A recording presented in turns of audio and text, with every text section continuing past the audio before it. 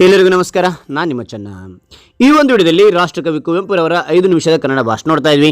ಈ ಒಂದು ಭಾಷಣ ಅಂತಕ್ಕಂಥ ಇಷ್ಟ ಆಯ್ತು, ಇಷ್ಟವಾದ್ರೆ ಲೈಕ್ ಮಾಡಿ, ಇನ್ನೊಬ್ರು ಶೇರ್ ಮಾಡಿ, ಇನ್ನೊಬ್ರು ಚಾನಲ್ ಸಾಧ್ಯ ಇಂಥ ಅನೇಕ ವಿಡಿಯೋಗಳಿಗೆ ಚಾನಲ್ ಸಬ್ಸ್ಕ್ರೈಬ್ ಆಗಿ.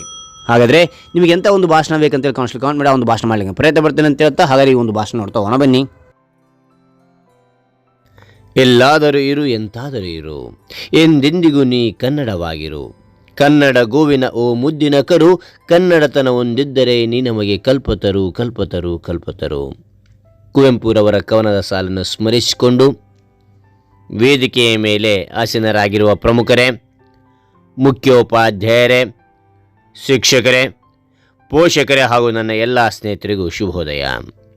ಈ ಒಂದು ಸಂದರ್ಭದಲ್ಲಿ ಕುವೆಂಪುರವರ ಕುರಿತು ಹಾಗೂ ವಿಶ್ವ ಮಾನವ ದಿನಾಚರಣೆಯ ಕುರಿತು ಮಾತನಾಡಲು ಬಯಸುತ್ತೇನೆ. ಕುವೆಂಪುರವರು 1904 ಡಿಸೆಂಬರ್ 29ರಂದು ಶಿವಮೊಗ್ಗ ಜಿಲ್ಲೆ ತೀರ್ಥಹಳ್ಳಿ ತಾಲೂಕಿನ ಕುಪ್ಪಳ್ಳಿಯಲ್ಲಿ ಜನಿಸಿದರು. ತಂದೆ ವೆಂಕಟಪ್ಪ ಗೌಡರು, ತಾಯಿ ಸೀತಮ್ಮ. ತಮ್ಮ ಪ್ರಾಥಮಿಕ ಶಿಕ್ಷಣವನ್ನು ತೀರ್ಥಹಳ್ಳಿಯಲ್ಲಿ ಆರಂಭಿಸಿದ ಕುವೆಂಪುರವರು ನಂತರ ಪ್ರೌಢಶಾಲೆಯಿಂದ MA ಪದವಿವರೆಗೂ ಮೈಸೂರಿನಲ್ಲಿ ಓದಿದರು.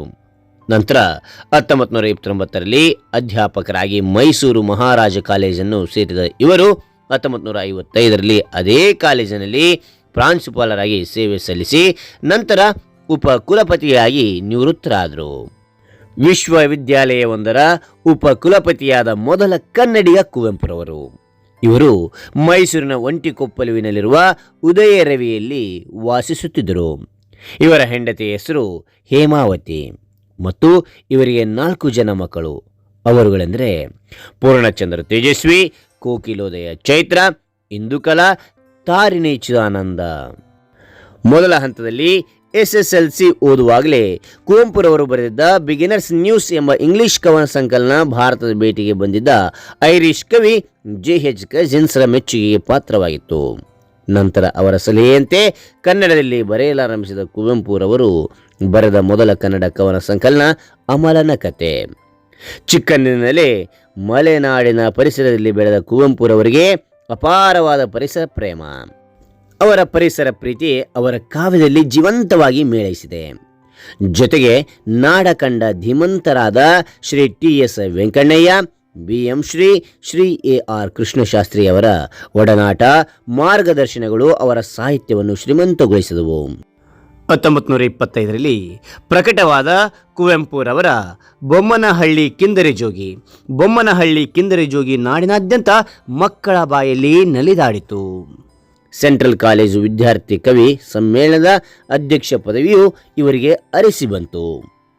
ಕುವೆಂಪು ಅವರು ಬರೆದ 2 ಕಾದಂಬರಿಗಳಾದ ಕಾನೂರು ಸುಬ್ಬಮ್ಮ ಹೆಗ್ಗಡತಿ ಮತ್ತು ಮಳೆಗಳಲ್ಲಿ ಮದುಮಗಳು ಭಾರತೀಯ ಸಾಹಿತ್ಯ ಪ್ರಪಂಚದಲ್ಲೇ ಶ್ರೇಷ್ಠ ಕೃತಿಗಳೆಂಬ ಪ್ರಶಂಸೆಗೆ ಪಾತ್ರವಾಗಿವೆ.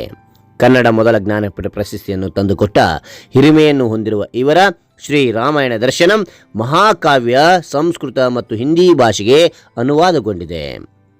ಇವರು ಬೆರಳಿಗೆ ಕೊರಳ್, ಶೂದ್ರ ತಪಸ್ವಿ, ಸ್ಮಶಾನ ಕುರುಕ್ಷೇತ್ರ, ರಕ್ಷಾಕ್ಷಿ, ಜಲಗಾರ ಮೊದಲಾದ ನಾಟಕಗಳನ್ನು ಬರೆದಿದ್ದಾರೆ. ಜೊತೆಗೆ ಕೊರಳು, ಅಗ್ನಿಹಂಸ, ಅನಿಕೇತನ, ಅನುತ್ತಾರ, ಇಕ್ಷುಗಂಗೋತ್ರಿ, ಕಥನ ಕವನಗಳು, ಕಲಾಸುಂದರಿ, ಕಿಂಕಿಣಿ, ಕೃತಿಕೆ, ಜೇನಾಗುವ, ನವಿಲು, ಪಕ್ಷಿಕಾಶಿ, ಚಿತ್ರಾಂಗದ ಮೊದಲಾದ ಕವನ ಸಂಕಲನಗಳು. ರಾಮಕೃಷ್ಣ ಪರಮಹಂಸ, ಸ್ವಾಮಿ ವಿವೇಕಾನಂದ ಜೀವನ ಚರಿತ್ರೆಗಳನ್ನು ಇವರು ಬರೆದಿದ್ದಾರೆ. ನೆನಪಿನ ದೋಣಿಯಲ್ಲಿ ಕುವೆಂಪುರವರ ಆತ್ಮಕಥೆ. ಕುವೆಂಪುರವರು ಕನ್ನಡ ಸಾಹಿತ್ಯಕ್ಕೆ ಸಲ್ಲಿಸಿದ ಸೇವೆ ಅಪಾರ. ಇವರು 1957ರಲ್ಲಿ ಧಾರವಾಡದಲ್ಲಿ ನಡೆದ ಅಖಿಲ ಭಾರತ ಕನ್ನಡ ಸಾಹಿತ್ಯ ಸಮ್ಮೇಳನದ ಅಧ್ಯಕ್ಷತೆ ವಹಿಸಿದರು. 1955ರಲ್ಲಿ ಕೇಂದ್ರ ಸಾಹಿತ್ಯ ಅಕಾಡೆಮಿ ಪ್ರಶಸ್ತಿಯನ್ನು ಪಡೆದರು. ಇವರ ಶ್ರೀ ರಾಮಾಯಣ ದರ್ಶನಂ ಕೃತಿಯು ಕನ್ನಡಕ್ಕೆ ಪ್ರಪ್ರಥಮ ಜ್ಞಾನಪೀಠ ಪ್ರಶಸ್ತಿಯನ್ನು ದೊರಕಿಸಿಕೊಟ್ಟಿತು. ಭಾರತ ಸರ್ಕಾರದ ಪದ್ಮವಿಭೂಷಣದಿಂದಲೂ ಪುರಸ್ಕೃತಗೊಂಡ ಇವರು ಜೈ ಭಾರತ ಜನನಿಯ ತನುಜಾತೆ ಕನ್ನಡ ನಾಡಗೀತೆಯನ್ನು ರಚಿಸಿದ ಮೇರು ಕವಿ. ಅಭಿನವ ವಾಲ್ಮೀಕಿ ಎಂದೇ ಜನಮಾನಸದಲ್ಲಿ ಪ್ರಸಿದ್ಧರಾದ ಕುವೆಂಪುರವರು 1994 ನವೆಂಬರ್ 11ರಂದು ಮೈಸೂರಿನ ತಮ್ಮ ನಿವಾಸ ಉದಯ ರವಿಯಲ್ಲಿ ನಿಧನರಾದರು.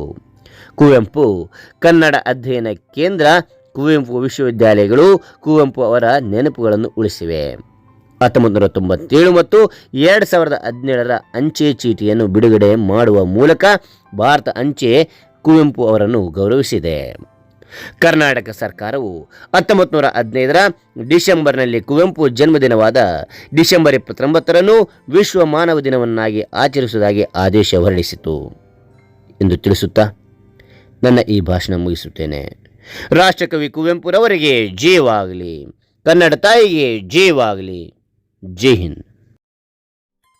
ಹಾಗಾದರೆ ಒಂದು ಭಾಷಣ ಅಂತ ಇಷ್ಟವಾದರೆ ಲೈಕ್ ಮಾಡಿ, ಇನ್ನೊಬ್ಬರು ಶೇರ್ ಮಾಡಿ, ಇನ್ನೊಬ್ಬರು ಚಾನಲ್ ಸದ್ಯ ಅಂತ ಅನೇಕ ವಿಡಿಯೋಗಳ ಚಾನಲ್ ಸಬ್ಸ್ಕ್ರೈಬ್ ಆಗಿ ಮತ್ತೊಂದು ಹೊಸ ವಿಷಯದೊಂದಿಗೆ ಮತ್ತೊಂದು ಹೊಸ ವಿಡಿಯೋದೊಂದಿಗೆ ಭೇಟಿ ಆಗ್ತೇನೆ. Thank you for watching. Bye.